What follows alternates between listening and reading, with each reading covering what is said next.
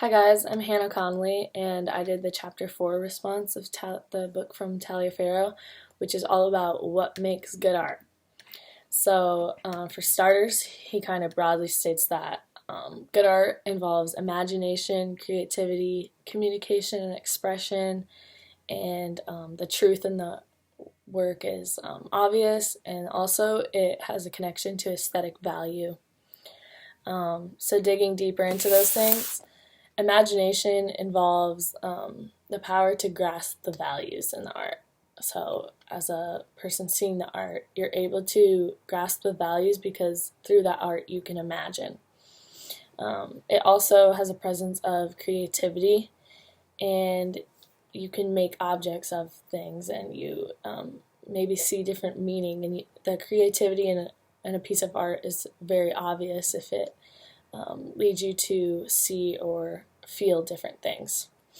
And with that, the communication involved that makes a good piece of art involves clarity, and the quality of the message is obvious, and the meaning is put across in a good way where it is not confused.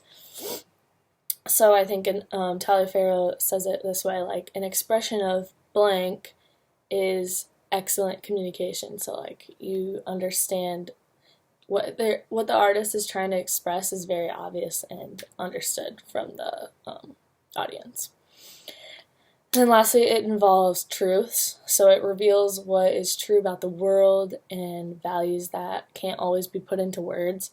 So I think he uses an example in like music, that like sometimes you just like the music, but you can't always like put the feeling that the music gives you, like you can't always put it into words, and it brings out emotions and insights that you just like can't describe.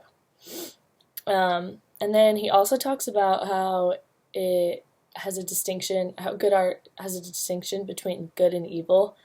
And he says, like, we cannot judge art by the ethics of our judgment. So good art has no background of judgment, or for example, like the artist may be a bad person, and you can't judge that art that he or she does by what they did in the past. You know, it simply is just about the art. And I kind of connected this back to Hume, how he says in order to decide whether something's beautiful, you kind of have to be clear of prejudice. And I think that's a good point, that it just applies to all judgment, and not even of art, but of people and stuff. You know, you can't be prejudiced, or you gotta block out all distractions that may hinder your judgment.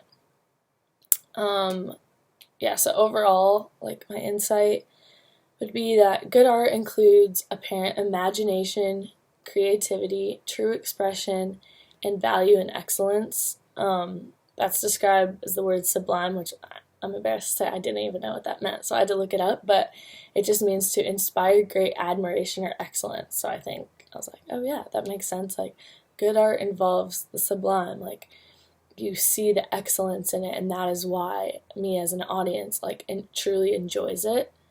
And like I said, this connects to a lot of things we've talked about in this class, but I think in judging something that is beautiful or good art, I think it's important, like Hume says, to clear all prejudice and judgment and just strictly see it for what it is. And then thinking about this an art piece that you consider good, like, do you see these qualities in those? Like, does it make you imagine? Do you see the creativity in it? Is the meaning of the art clearly expressed? And I would think of the art that I consider good, like, I would say Taliaferro put this in great words, like, that is so true, that those things make good art good. So yeah, that's it.